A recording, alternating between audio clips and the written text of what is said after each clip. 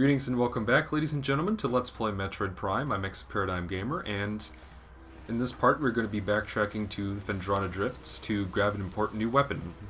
But before we do, there are a couple of things I want to quickly grab. Now, I want to make sure that we keep things moving as efficiently as possible. Like, if I'm going to be backtracking for a bunch of power-ups and stuff, I'm going to try to grab a bunch of pickups I can get then. Like, I want to make sure that when I'm getting 100%, I'm not backtracking all the way to an area, to a room, just to backtrack to that same room again, just because I have another new ability that will allow me to get something else that's in the same room. If you played this before, you know what I mean. But to those, I think I'm going to make an exception to that rule right here. Just so that we're not backtracking through this area for complete nothing. Right here, there's a spinner. Now what these do is when they're kind of like bomb slots, except they use the boost ball instead. And we can roll up that bridge to jump through over here. This is the room again with the big tower in it. What is it called? Monitor station. Usually I can remember like the names of all the rooms, but this is one that I always forget about. I just call it that tower room. Up here we have, in the hands of a Chozo statue no less, a Chozo artifact. But also down here, there's a Bendesium thing that we can destroy, but we can't destroy it yet. A lot of people always there are a bunch of people who are really obsessed with the 2D games who are just like, what the hell, Metroid Prime? Why aren't items being held by Chozo statues? That makes me so irate. And, to that I just say, really? Like, that's the biggest excuse you can come up for why you don't like this. That's the biggest criticism you can come up with as to why it's not as good as the 2D games, is because there is, in fact, no Chozo statues holding items. I don't know. That's something that I really don't understand why people have such a big problem with. But yeah, I figured I'd grab that since we were going through there anyway. And when we have something that can destroy Bendesium, I will have to backtrack to that room again, but at that point, I'll probably have the ability to cut. That'll probably be like a cleanup video I do before I end up taking on the final boss and such. So for now, I figured I'd just grab that artifact just to show that yes, when you do know where the artifacts are, they really aren't that difficult to find. I don't understand why people, bitch about that so much. But now that we have the space jump, there are some new areas that we can go to, chiefly this one. I'm going to be jumping up and over here. We can use our space jump to get on top of this rock here. Again. And we have Bamus, which we can't destroy. And yeah. Hey, look! Look what it is! Another S-shaped room. This is probably the 10th one we've seen. I told you, they're fucking everywhere. Anyway, over here, there's a new enemy crawling around in this room. This is the Ice Parasite Scavenger with a crystalline outer shell. Parasites are hardy creatures able to adapt to any environment within 3 generations. The Ice Parasite is a prime example. Having adjusted to a frigid climate, this vermin now thrives in it. Omnivorous, it can exist in areas hostile to most life forms. Again, fitting into the pattern of every enemy in freaking Phendrana Drifts has to be an ice version of something else. I guess maybe they did it for scientific reasons, this regular enemy probably couldn't exist there, so we might as well make an ice version. But these ice parasites are probably one of the few examples where they actually are different from the regular ones. Because as we saw earlier, the other parasites were just they were like scarabs, they went around in little swarms, but those things are more like gamers. But anyway, we can see that this object is made of brimstone. And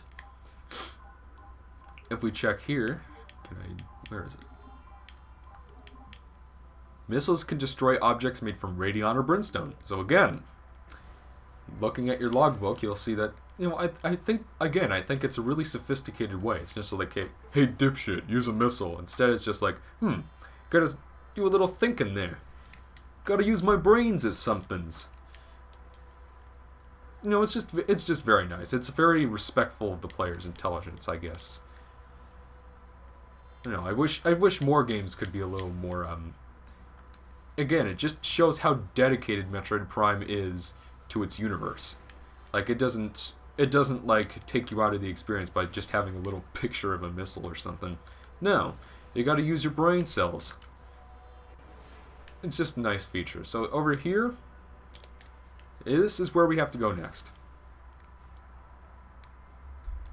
And good news for us is from this point on, we're going to be spending a lot of time in Phendrana Drifts, so we're not going to have to leave right away again. So that's thankful. Like, after you get to a certain point in the game, the backtracking stops being so egregious. Like, it starts getting a little more toned down, which is why I don't think it's all that bad. I mean, again, I will never call Metroid Prime 1 a bad game. Is it my favorite of the three? No. Is it my favorite of the series? No. And, you know, again, I have my reasons. Whether or not you agree with those reasons is up to you. But, you know, I have my own case. I'd like to make it. Thank you very much. And, yeah. And, again, the backtracking isn't the worst thing ever. All the games have it to some extent or degree. I just think Prime 1 just happens to handle it the least well. If that's fair. You know, I mean... But thankfully from this point on, if there's not going to be a lot of, okay, now go halfway across the map to this area, like we just experienced. No, this beginning area of the game is probably the worst it ever gets. Now this part right here is funny. He gets up, and the wall in front of him shatters.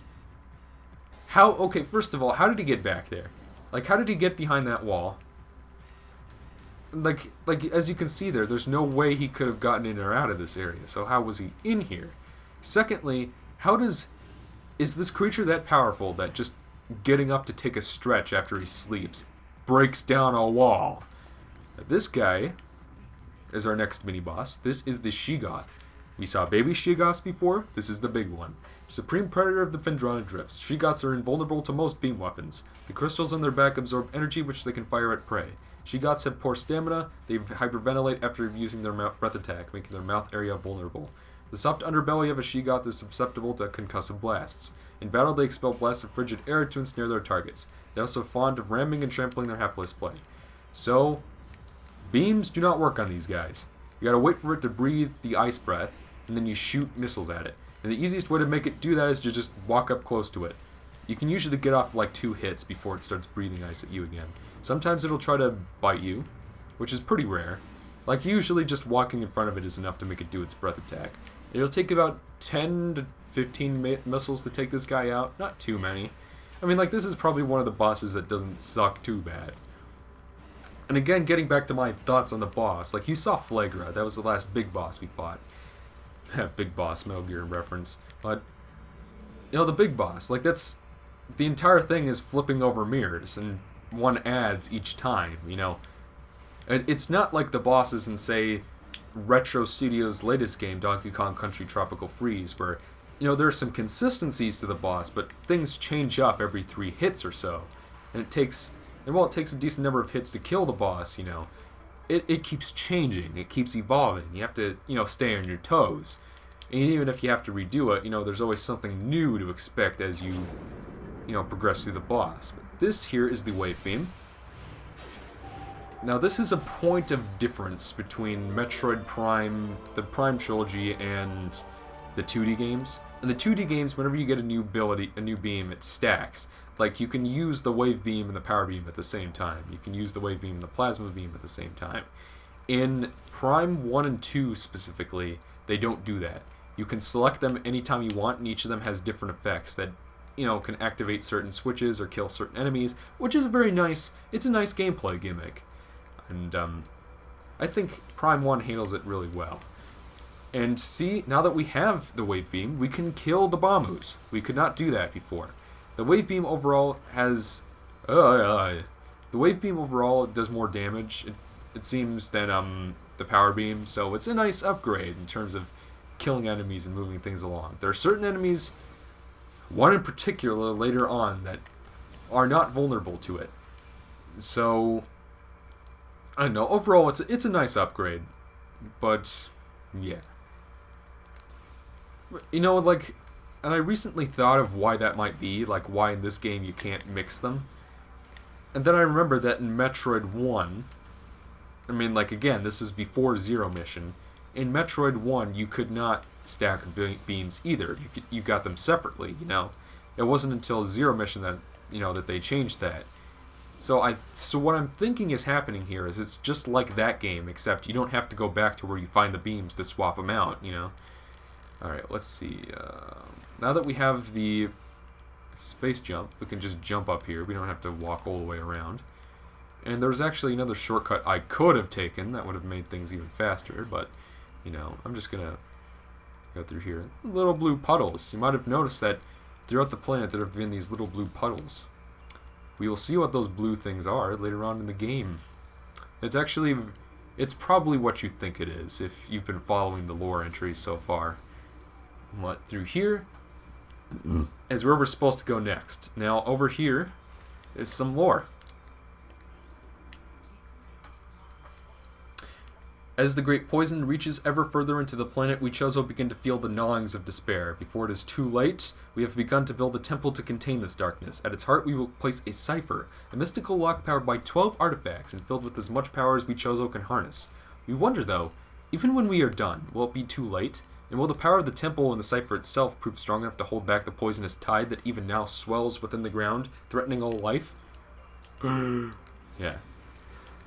So yeah, that's more information about the impact crater. Which, you know, might have been... I could have scanned that before. Like, you don't need to jump up to it to read it. But, you know, it doesn't seem to really matter since the lore is kind of placed out of order anyways. And, let's see. I want to note something quickly. Oh, crap. Shit. Okay, so those enemies right there, those are not regular Shriek Bats. In fact, they're a pretty infamous piece of the game, if I do say so myself. Referencing Clement again. Those enemies right there, after you beat a certain boss later coming up, they disappear forever and you can never scan them again. Which is not, again, like I mentioned before, getting 100% scan log, it's just a bitch. Hold on a moment. Sorry about that, I had to check on something, but, you know, getting all the scan entries, it's because of stupid crap like that. Like, again, if you don't scan everything on the frigate Orphan, you could never scan it again. If you don't scan these enemies right here before you beat that boss, the Ice Shriek Bats, Ice Encased Ceiling Dweller, like standard Shriek Bats, these creatures are easily spotted with thermal imaging. They roost on cave ceilings, subsisting on insects, reptiles, and small mammals. Fiercely territorial, they will dive bomb anything that wanders near. And again, like, those aren't even that different from the regular ones, so why make them so reclusive and hard to find? Like, I mean, like, all three of the games do that to some extent or degree, but, you know, it's just, still, like, Metroid Prime 1 was the first game, and you can, in some ways, you can tell it. You can tell, after, especially if you've played the sequels, you start to notice some of the teeny tiny things that the sequels improve upon. And I'm never someone who will say that just because a game's older than another one, it's bad, or just because a game is newer than another one, it's automatically good. You know, like, there are some, you might say, general classicists in terms of video games that'll say, like, oh, this game is not on the NES, so therefore it's bad. And then you'll also see a lot of people from my generation especially will say, oh, it's not on the Xbox, PS2, or GameCube, or newer, so therefore it's bad. I'm not one of those people. To me, all that matters is the game. How good it is, how well crafted it is, how well it holds up. That's what matters to me. I could give less of a shit about the climate that was going on when the game was released. Like, say, DKC1, for example. Like, when that was released, there was no game like it. There was no game that had, like, pre-rendered graphics like that before. Well, I'm sure there was, but it was one of the first games to really, you know, publicly show it off. There's an energy tank in here. Pretty simple to get. We're going to fall down here because it's faster. Boom. And you just launch out. But, you know, like, and there are a lot of people to this day that will just argue till the cows come home that, you know, because the game was released first and it was so interesting and new when it came out, that it's just the best of the trilogy. And I just completely disagree. Because that was, like, 20 fucking years ago, people. Get over it. I mean, like, all that matters is How was DKC1 as a game? How was its level design? What are the graphics like? What does the music sound like? I could care less about what was going on when it was released, how new or crazy it was, because 20 years later that doesn't matter anymore. But and Metroid Prime 1, I feel, well, it definitely has some interesting differences between the sequels. It still holds up pretty well, I'd say. Like, even if you played Metroid Prime 3 and see all the little improvements, so to speak, that have been made since then, it's still a very functional and fun game to play, regardless. And I think that's more that can be said of most first installments of video game series. So, Metroid Prime, it's a fantastic game. And I hope that all my bitching about the backtracking isn't, leading you to believe otherwise. But anyway, in the next part, we're going to be going in there. Brand spanking new, interesting area. Ooh. There's also a save station over here. I might as well use that. Hopefully the Hop Hog didn't decide to stop recording. Again. Piece of crap. But yes, in the next part, we're going to be exploring a brand new area of Talon 4. Sort of. It's technically part of Phendrana, but, I always have considered it like a sub-area of Phendrana. And again, like I said in the other M review, it's an ice area, and yeah, ice areas in and of themselves are kind of like a generic archetype of level design, but, there's a temple area that we were just in with the Wave Beam era, there's this area coming up, there's this interesting set piece here, other M just doesn't have that. Like, all the areas are just generic and lame.